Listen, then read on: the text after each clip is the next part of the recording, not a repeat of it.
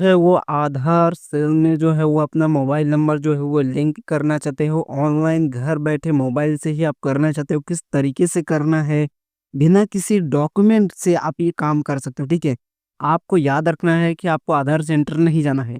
सारा कुछ काम जो है वो आपको ऑनलाइन ही करना है, आपको कहीं भी जाने की जरूरत नहीं है। और आप अपने मोबाइल नंबर को लिंक कर सकते हो, अपडेट कर सकते हो, चेंज कर सकते हो, सारी चीजें करेंगे। बट आज की इस वाली वीडियो के अंदर पूरा प्रोसेस जो है वो आपको डिटेल में बताया जाएगा। तो चलिए ये वीडियो को स्टार्ट करते हैं। सबसे पहली चीज़ कि यहाँ पे आपको गूगल में आना है, ठीक है? एग्ज़ैक्टली जैसा जो प्रोसेस आपको बताया जा रहा है उसी को वैसे ही फॉलो करना है।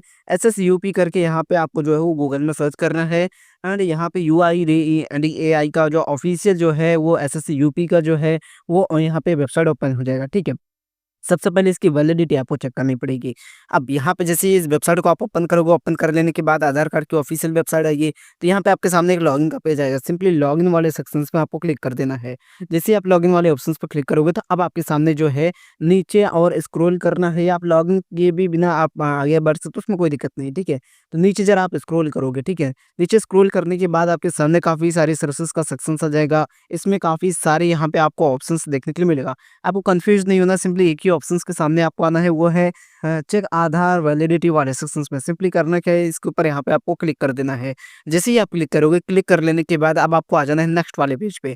जैसे नेक्स्ट पेज पे आओगे, तो अब यहाँ पे आपको अपने आधार कार्ड की जो वैलिडिटी है वो करनी है।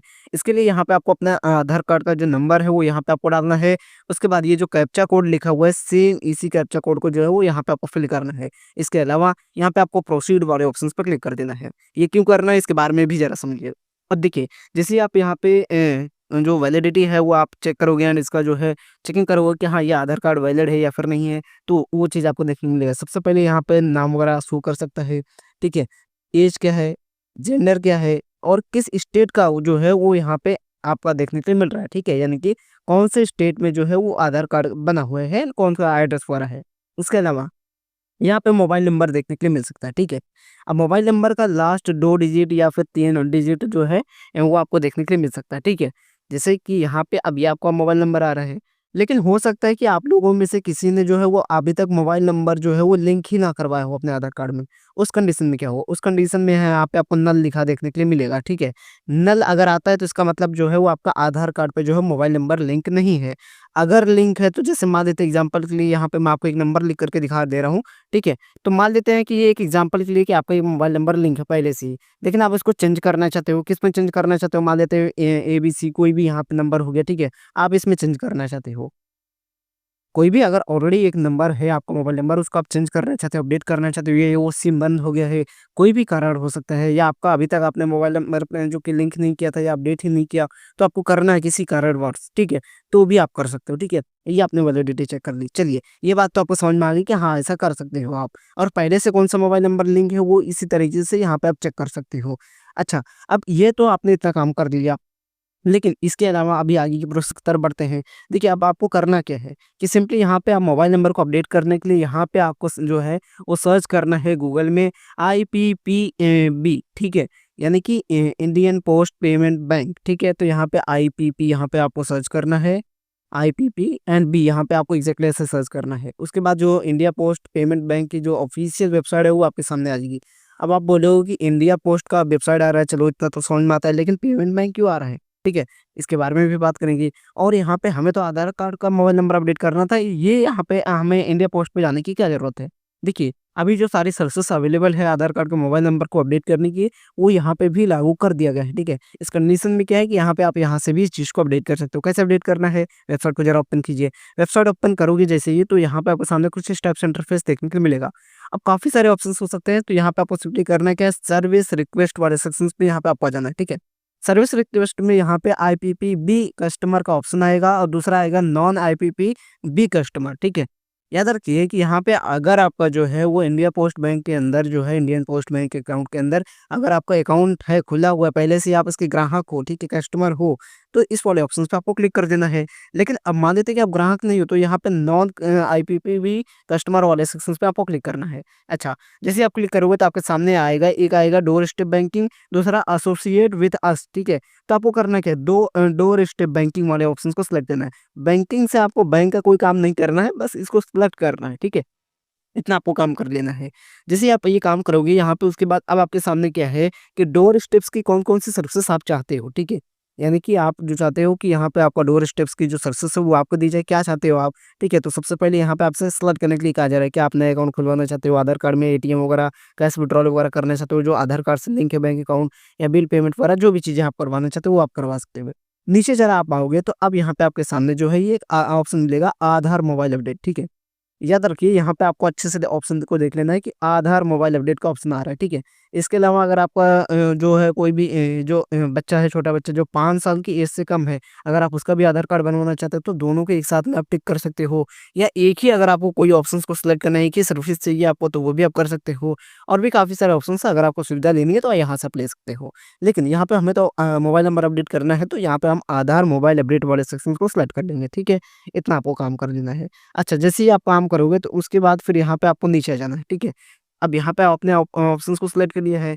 अब सैल्यूटेशंस को आपको यहाँ पे सिलेक्ट कर लेना है, ठीक है? यहाँ पे ये क्या है, ये सारे ऑप्शंस को आपको फिल करना है। इसके अलावा यहाँ पे आपका फर्स्ट नेम क्या है, लास्ट नेम क्या है एंड सैल्यूटेशंस में बेसिकली आप किसके लिए कर रहे हो, खुद के लिए कि कौन चीज़ के लिए कर रहे हो, वो आपको सिलेक्ट करना है। मोबाइल नंबर आपको डालना है और ईमेल आईडी आपको डालनी है।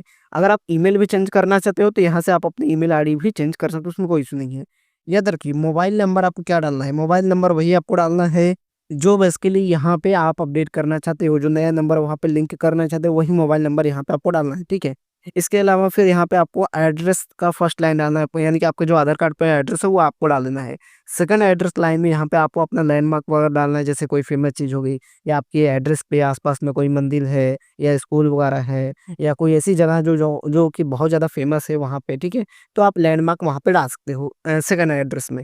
पिन कोड वगैरह यहाँ पे आपको डालना है और पिन कोड जैसे ही आप डालोगे तो आपको नियरेस्ट यानी कि आस-पास में जितने भी पोस्ट ऑफिसेज़ वगैरह रहेंगे, वो यहाँ पे आपका आ जाएगा, ठीक है?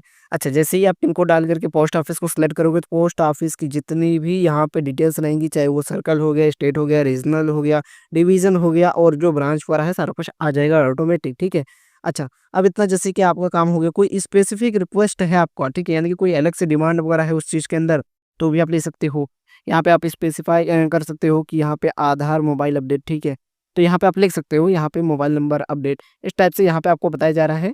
तो यहाँ पे आप ये अपने हिसाब से जो भी लिखना चाहते हो, वो आप यहाँ पे लिख सकते हो, ठीक है? आपकी मर्ज़ी है बेसिकली।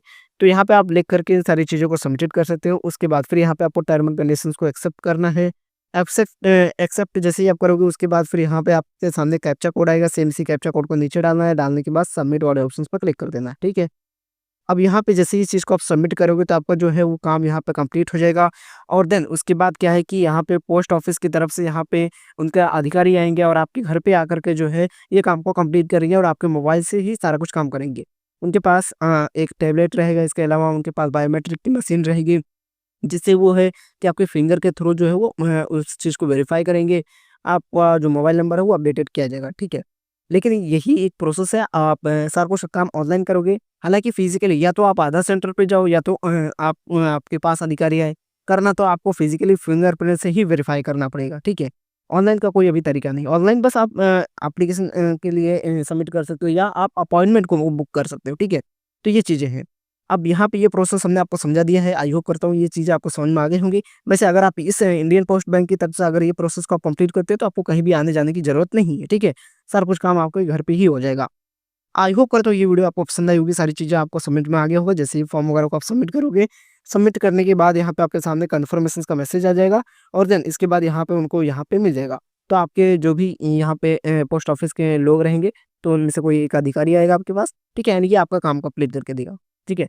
अब वैसे तो देखिए हो सकता है कि आपके स्टेट में अभी अवेलेबल ना हो, लेकिन यहाँ पे अभी ज़्यादातर स्टेट में ये जो ये सर्विसेज़ है इसको अपडेट करवा दिया गया है, ठीक है? और वहाँ पे अवेलेबल करवाया गया है। अगर मान लेते हैं कि यहाँ पे आपने इस फॉर्म को सबमिट कर दिया, लेकिन 4 से 7 दिनों के अंदर यहाँ पे अगर कोई भी यहाँ पे आपके घर पे नहीं आता है या कोई भी यहाँ पे पोस्ट ऑफिस की तरफ से आपको कॉल नहीं किया जाता है, तो इस कंडीशन में क्या करना है? या तो अपने जो कि पोस्ट ऑफिस में आपको कॉल करके पता कर लेना है या तो आपको ऐसा करना है कि यहाँ पे वापस इस फॉर्म को सबमिट करना होगा, ठीक है? और ये भी आप पता कर सकते हो अपने पोस्ट ऑफिस में कि ये सर्विसेज़ जो है ये उनके आपके पोस्ट ऑफिस में जो है वो आया हुआ है कि नहीं अभी आया हुआ है। तो ये भी हो सकता है कि आपके अभी जिस एरिया में आप हो या जिस स्टेट में आप हो, वहाँ पे ऐसी सर्विसेज़ लागू ना हुई हो, तो ऐसा भी हो सकता है। लेकिन फिलहाल के लिए जो है सभी स्टेट वगैरह में ये लागू किया जा रहा है, ठीक है? तो ये चीज़ें हैं, बाकी इसी तरीके से आप कर सकते हो। अगर ये वीडियो पसंद आई हो तो वीडियो को लाइक कर देना। आज की इस वाली वीडियो के लिए बस इतना ही, जिसमें हमने आपको बताया कि आप अपने आधार का जो मोबाइल नंबर है वो कैसे आप लिंक कर सकते हो उसके साथ, या अगर लिंक है तो उसको अपडेट कैसे कर सकते हो, ठीक है? और घर बैठे ही सारा कुछ काम कर सकते हो, ऑनलाइन ही सारा प्रोसेस जो है वो मोबाइल से ही हमने आपको सिखाया, ठीक है? आज की इस वाली वीडियो के लिए बस इतना ही।